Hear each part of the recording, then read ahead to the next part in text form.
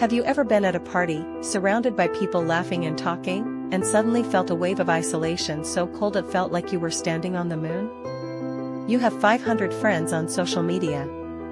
You have coworkers you talk to every day. Maybe you even have a partner sleeping right next to you. Yet, there is this persistent, quiet ache that says, "No one truly sees me." Today, we're looking at the science of loneliness. We're going to discuss why loneliness isn't about how many people are in the room, it's about the biology of safety. We'll explore why your brain perceives social isolation as a physical threat, and why you can't just socialize your way out of it.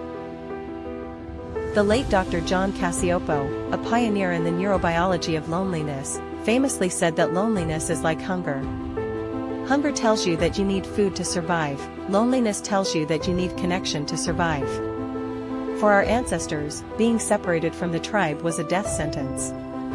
Because of this, our brains evolved to see social exclusion as a life-threatening emergency. When you feel lonely, your amygdala, that smoke detector we talked about in our first video in this series, goes into high alert. Your body starts producing more cortisol, the stress hormone. You become hypervigilant. Ironically, when we are chronically lonely, our brains actually become worse at reading social cues because we are too busy looking for threats. We stop seeing friends and start seeing judgment. There is a huge difference between being alone and being lonely. Social isolation is an objective measure of how many people you see. Loneliness is a subjective feeling of the quality of those connections. According to Dr. Vivek Murthy, the former United States Surgeon General, chronic loneliness is as damaging to your health as smoking 15 cigarettes a day.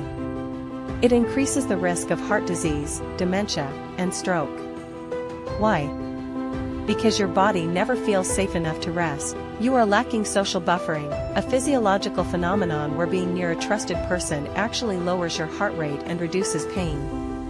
If you don't feel seen or understood by the people around you, your body stays in a state of social vigilance. So, if being in a crowd doesn't fix it, what does? We have to shift from quantity to vulnerability. Number 1. The small talk audit. Small talk keeps you in the shallow end of connection. To signal safety to your brain, you need deep self-disclosure.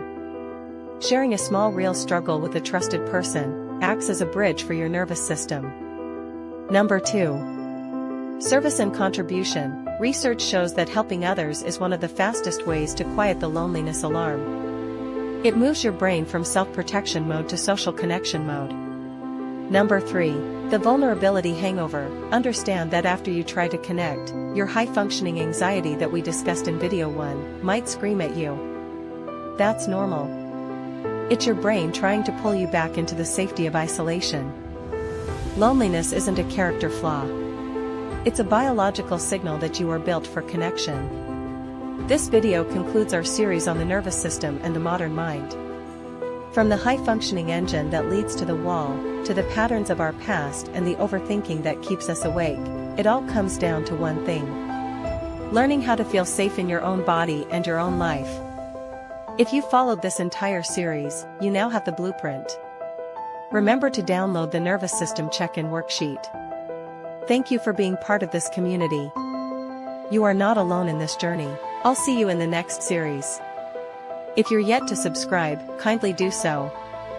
Comment below, let's know how this series have helped you. Thank you.